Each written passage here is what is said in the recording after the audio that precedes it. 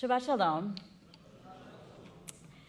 Sometimes when I am giving a drash, when I know I'm giving a drash, I know almost exactly what I want to say, or I have a sense of what I want to say.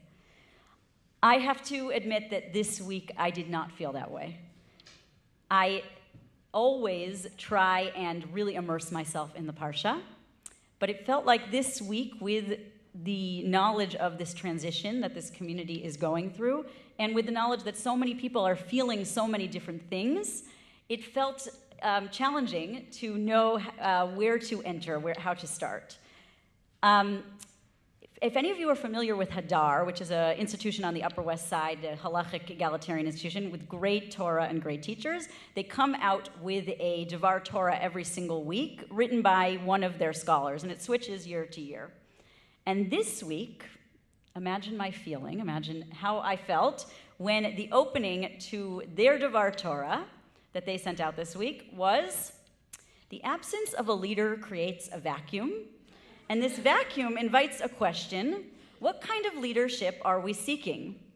So, do they have a direct window into my brain? I'm not entirely sure, but I certainly felt that way.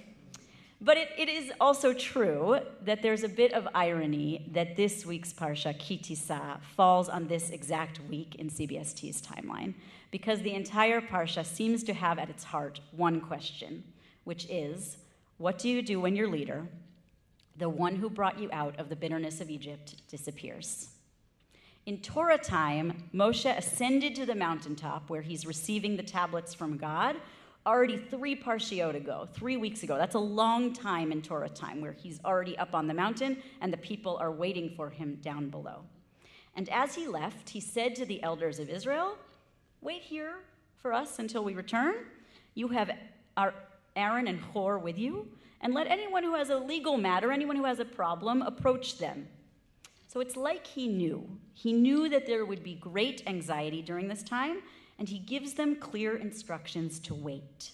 He lets them know who they should turn to in the interim, and he knows that there will be concerns and disagreements that will break out before he gets back, and he attempts to set a leadership and system in place.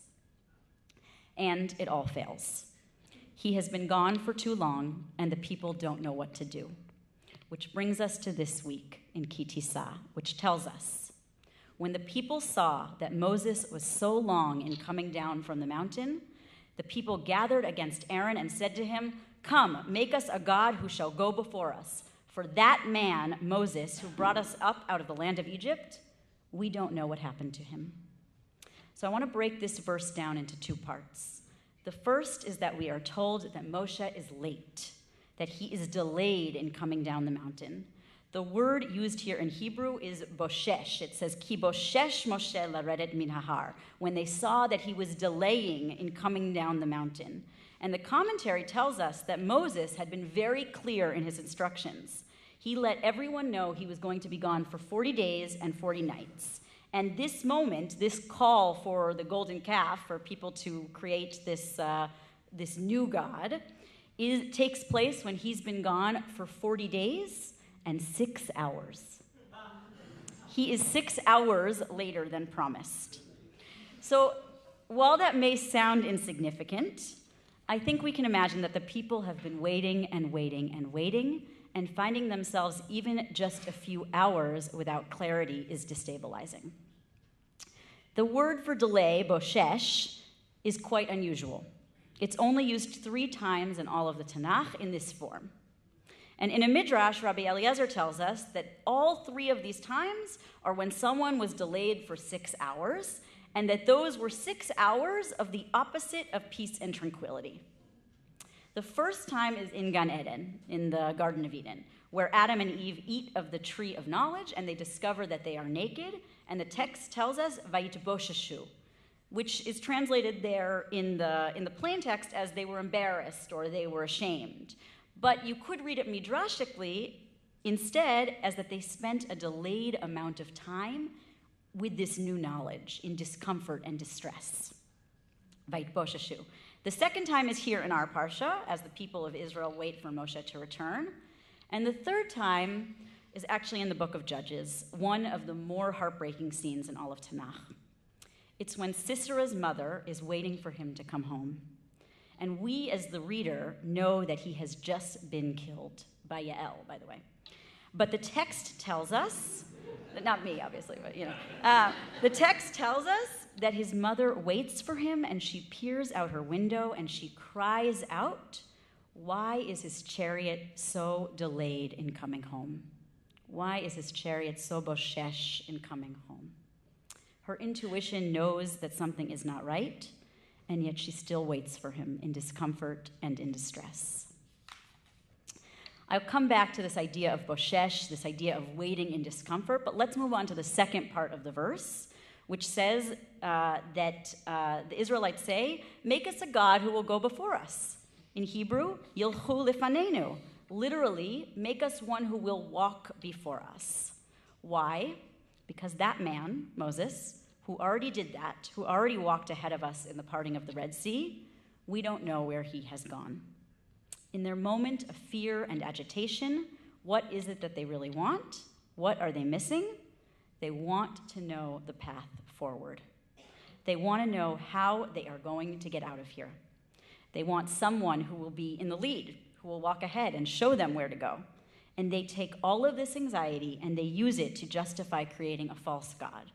Because for them, even a false sense of security is better than nothing. And of course, it leads to one of the greatest sins of the Jewish people, taking all of their gold and melting it down in a fire to create the golden calf.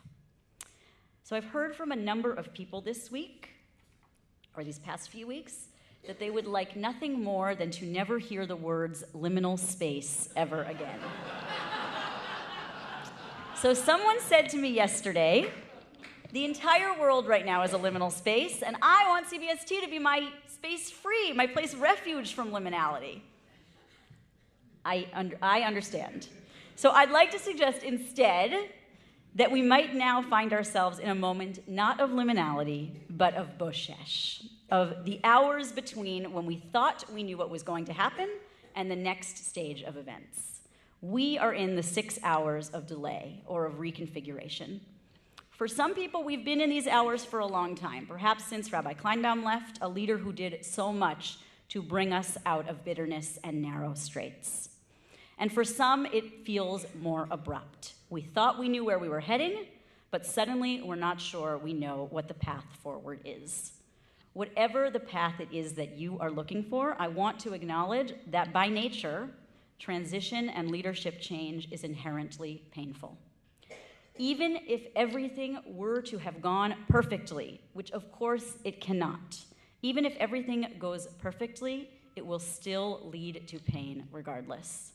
So even if that feels basic in some simple way, just acknowledging to ourselves that the place of uncertainty and delay that we're in, this place of boshesh, can cause agitation and discomfort. And that our work is not to try to avoid it, but instead to sit with it and to figure out what we can learn from it. To understand that that sometimes the greatest lessons and discoveries can come out of that wandering and waiting, and even that longing for clarity. Because for thousands of years, we as a people have been saying, we want to know the future. We want to know what comes next. We want forward movement. We want a plan. And of course we do. That's so natural. The essential question of the Torah in some ways is how long will it take us to get to the promised land? And here we are in 2026 in New York City saying the same thing. How long is it going to take? The good news is that a state of boshesh, of anxiously awaiting what to do next, doesn't last forever. Even as what comes next in the Torah, as we know, is the Midbar, the greater wilderness.